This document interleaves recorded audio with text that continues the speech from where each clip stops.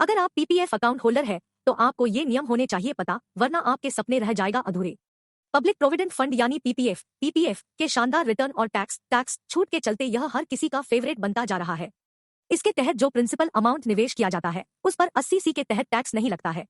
वहीं इस पर जो ब्याज मिलता है वह भी सेक्शन 10 के तहत टैक्स के दायरे से बाहर रहता है।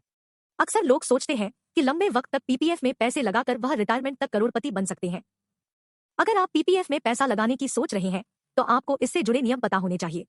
कौन पीपीएफ अकाउंट खोल सकता है? पीपीएफ 15 साल में मैच्योर होने वाली स्कीम होती है, जिसे 5 से 5 साल के ब्लॉक्स में आगे भी बढ़ाया जा सकता है।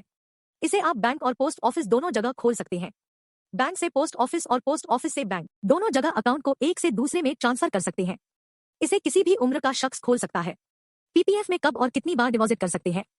पीपीएफ खाते में एक शख्स साल में ज्यादा से ज्यादा 12 बार पैसे जमा कर सकता है। आप चाहे तो हर महीने पैसे जमा कर सकते हैं या फिर चाहे तो एक ही बार में साल की शुरुआत में पूरा पैसा जमा कर सकते हैं। पीपीएफ पर ब्याज दर।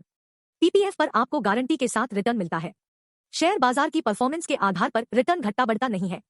पीपीएफ पर ब्याज दर सरकार की तरफ से तय की जाती है और हर तिमाही में उसका रिव्यू किया जाता है। मौजूदा वक्त में यह दर 7.1% है। PPF deposit limit. पीपीएफ में आपको कम से कम 500 रुपए जमा करना जरूरी है ताकि अकाउंट एक्टिव रहे। वहीं साल भर में आप इस अकाउंट में अधिकतम 1.5 लाख रुपए तक जमा कर सकते हैं। इससे अधिक पैसे जमा करने पर ना तो उस पर कोई ब्याज मिलेगा, ना ही उस पर 80C के तहत टैक्स छूट मिलेगी। यह अतिरिक्त अमाउंट सब्सक्राइबर को बिना किसी ब्याज के वापस लौटा दिया जाता है। किसी भी बच्चे के माँ बाप की तरफ से बच्चे के नाम पर पीपीएफ अकाउंट खोला जा सकता है।